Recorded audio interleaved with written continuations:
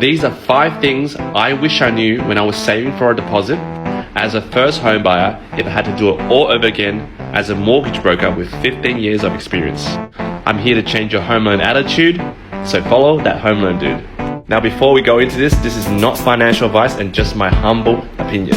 Number 1, be crystal clear in terms of what deposit you're trying to save for. Now let me set the premise of what the income level is before I give you these examples. 15 years ago, I was a bank teller and earning around $45,000. And while I was sucking D's to get up the corporate ladder, before I started to run my own business and become self-employed, there wasn't a lot of after-tax cash to play with. Now, what I mean by number 1, crystal clear in terms of the deposit, I was aiming for properties under $650,000. Because when you're in New South Wales, anything under $650,000 for a unit, you don't need to pay stamp duty. That's bloody $26,000. Now, my first property was in Cabramatta, $350,000, 3-bedroom. That was 15 years ago, and I was saving for $17,500.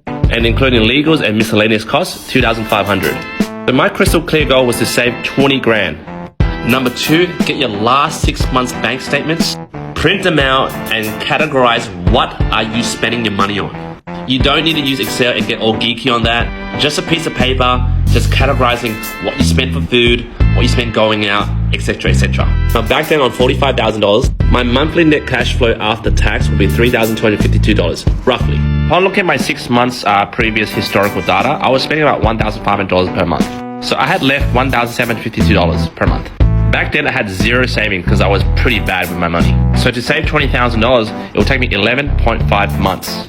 Now that was 15 years ago without all this inflation bullshit and things were cheaper and I was living at home.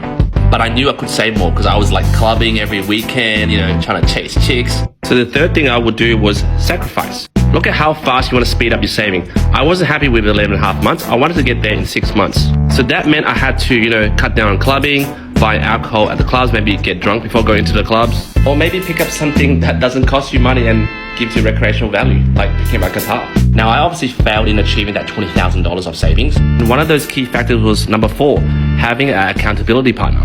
Guys, remember, you as a character, as a person, you are the sum total of the 5 friends that are closest around you. My closest 5 friends were into coupling, betting, modifying cars. Now, back then I didn't know better, so I didn't get rid of those friends. And it took me a very long time to save that $20,000 to get my first property. And guys, number 5, this is the most crucial part, is to recognize your saboteur range. Believe it or not, you are unconsciously sabotaging your first home purchase.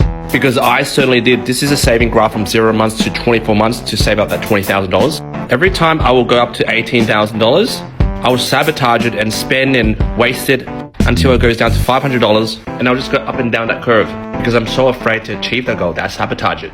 And so,